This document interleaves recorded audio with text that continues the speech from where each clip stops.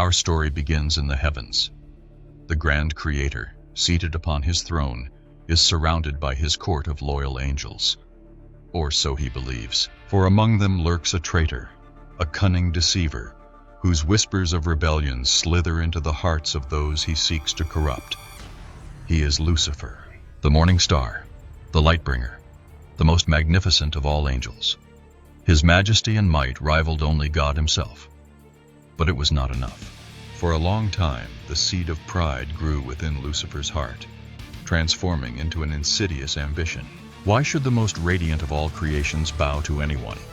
Why not create a new order where he alone would rule as God? His thoughts turned to action, and one by one, he gathered like-minded angels to his cause. By the time the signal was given, Lucifer commanded a vast secret army ready to unleash chaos. Before the throne itself, the rebellion began. Lucifer's legions struck without warning, and heaven erupted into a violent war.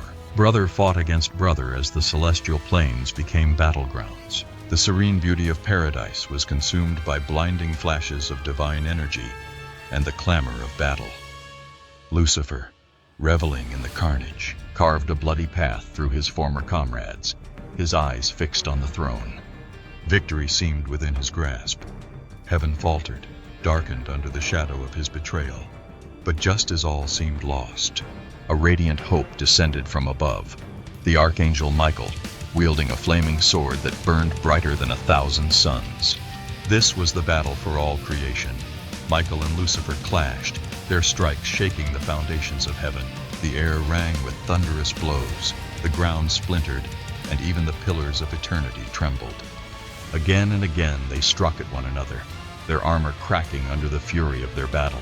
The heavens fell silent when Michael's righteous blade pierced Lucifer's once holy armor, plunging deep into his side. Lucifer faltered, his sword slipping from his hand. As he collapsed, he began to fall, deeper and deeper. The traitor angels cried out as they too were cast down into the abyss. For an eternity beyond mortal comprehension, they fell, their divine light burning away as their forms twisted into monstrous shapes. And then, there was only darkness. When they awoke, they found themselves in a strange, hostile land. From their ranks rose the 7 princes of hell, each embodying one of humanity's greatest sins. Leviathan, prince of envy. A massive sea serpent, Leviathan towers over the infernal seas, his jaws said to be the gates of hell itself. He embodies jealousy and spite, his influence spreading through whispers of envy that drive mortals to covet what they cannot have. Leviathan's realm is an endless ocean of drowning souls, tormented by visions of what they longed for in life but will never possess. Mammon, prince of greed. A demonic merchant, Mammon tempts mortals with promises of wealth and power. His greed goes beyond gold, consuming everything it touches: wealth, control, and even souls. Those who succumb to him are condemned to count his vast treasures in hell, endlessly grasping at riches that will never satisfy. Satan and Azazel, princes of wrath. Some say Satan embodies wrath, while others claim the title belongs to Azazel, the fallen watcher. Satan stirs violence and hatred, driving mortals to acts of vengeance and destruction. His domain is a fiery wasteland where the wrathful endlessly relive their fury, trapped in cycles of rage. Azazel, on the other hand, corrupted humanity with the knowledge of warfare, sparking conflicts that led to countless deaths. Bound in a wasteland of flames, Azazel towers over the tormented, his burning form fueling the inferno. Belphegor, prince of sloth. Cast out for his neutrality in the war for heaven, Belphegor embodies laziness and complacency. He lures mortals into wasting their potential, tempting them with promises of ease and luxury.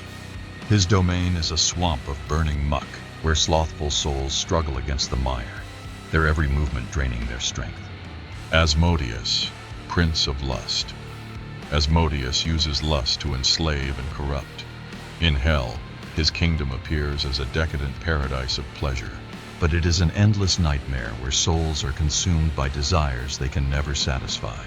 His influence is felt through uncontrolled passions that drive mortals to forsake their morals, leaving ruin in their wake. Beelzebub, prince of gluttony.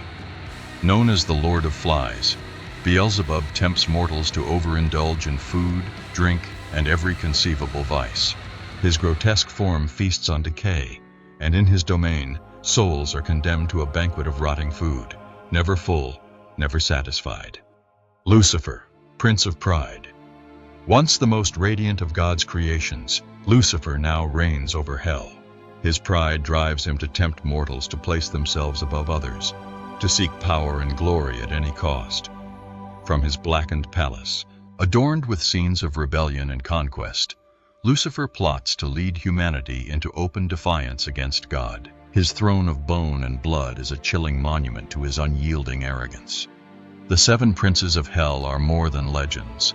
They represent the darkness within humanity, the vices that lead us astray: envy, greed, wrath, sloth, lust, gluttony, and pride.